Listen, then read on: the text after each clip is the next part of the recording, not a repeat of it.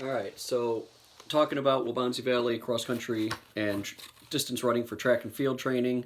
Talk about Tuesday is usually our long run. As long as the meet is on Saturday. If the meet is on Friday, typically our long run would be on Saturday then. Uh, the goal of the long run is we want to go out and we want to not try to run faster and faster for the same distance, but we want to be able to maintain that same pace for a longer distance is usually the way that we try to focus on talking to the kids about it. Every week you can either run the same volume at a faster pace or you can run the same pace for a longer volume is usually the goal. If you try to do both of those at the same time, typically you're not going to find yourself being very successful with that. The long run will be different for different level kids. What a freshman that's got no background in running and is just trying it to see if he likes it and find some friends, that kid's long run will be very different than the kid that was training for distance running in elementary school and was the star in distance running all through middle school and has been with you for the previous 3 years, and you're trying to set that kid up to be successful at the college setting. So some kids, their long run might be 15 minutes. I've had other kids, their long run is 2 hours, and you got to do the right thing for the right kids. The way I like to approach the long run is I like our long runs to be progressive. Typically, I like them to start out in a group, and then as we get further and further into the mileage, kind of accelerate into not necessarily their tempo pace. If you're able to do your long run at your tempo or your threshold pace, you're going too fast. But at the same time, it shouldn't be easy either. This isn't a recovery day. We are trying to stress the system. So for someone that prefers the art of coaching as opposed to the science of coaching, each kid's got to kind of work that out. If you're more of a science person, I was going through my stuff. Jack Daniel's Running Formula is the book you want to go to. They've got tables upon tables and charts and graphs that tell you if your kid's PR is this is what they should be doing for this sort of training and that sort of training. I'm just not one of those guys. Like I'll use that here and there, but I'm not a chart guy, and I don't share that with the kids because 9 times out of 10 when a kid is running in a race, they don't know exactly what their pace is, and they're not going to hit it exactly even. So you've got to, in my mind, you've got to allow the kids to figure out, like if the goal for me is to run 9 miles or the goal for me is to run 12 miles and I'm supposed to finish a step or two below what a threshold pace would be, I got to know how to set that up. And largely kids will learn that by failing.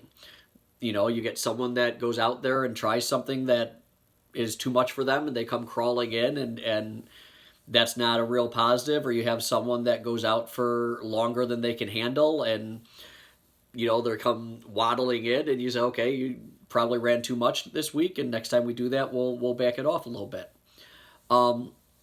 The other thing that I do with my long runs throughout the course of the season is every other week we take from Scott Christensen at Stillwater, Minnesota, and every other long run will be a long run with flying 30s. And I understand if you're a Scott Christensen follower that that's not exactly the energy system that he puts into that. But what I've done with that is that allows me to extend what the long run is for some kids, keep those kids a little bit more engaged with me watching them go through their long run as opposed to them 5 miles outside from school and they could maybe be doing the right thing and maybe not be doing the right thing.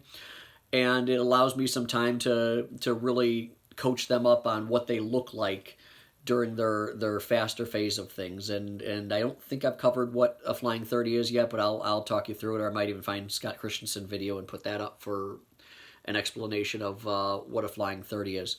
On the Tuesdays, long runs that we're not doing a flying 30, we'll finish off our long runs with a series of short strides just to turn over. The reality for distance runners is a distance runner being fast is not a distance runner in a 100-meter sprint being fast. A really fast distance runner might come in at 30-second pace over the final 200s, which is not fast. But if you can do that at the end of running 440s for the previous 2 3/4 of a mile, if you can come in at 60-second pace in the last quarter mile, you're really moving. So we put that at the end of our workouts so that kids can click a switch and know, regardless of how tired I am, I know I can close out.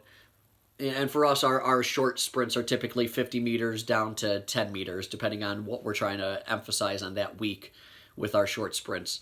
But the reason we put those in on the days of the long run is we want that brain to be able to click that even when I'm really, really tired, I can turn over my legs at the end of a race, or I can make a move in the middle of a race and still be okay. One of the things I talk to my guys about is they should not be dead at the end of long runs. If you come into at the end of your long run and then you crumple into the ground and you're not able to get up and do your strides and you can't do your core or your stretch or any of the rest, like, you've gone too fast. That's not what we're trying to accomplish.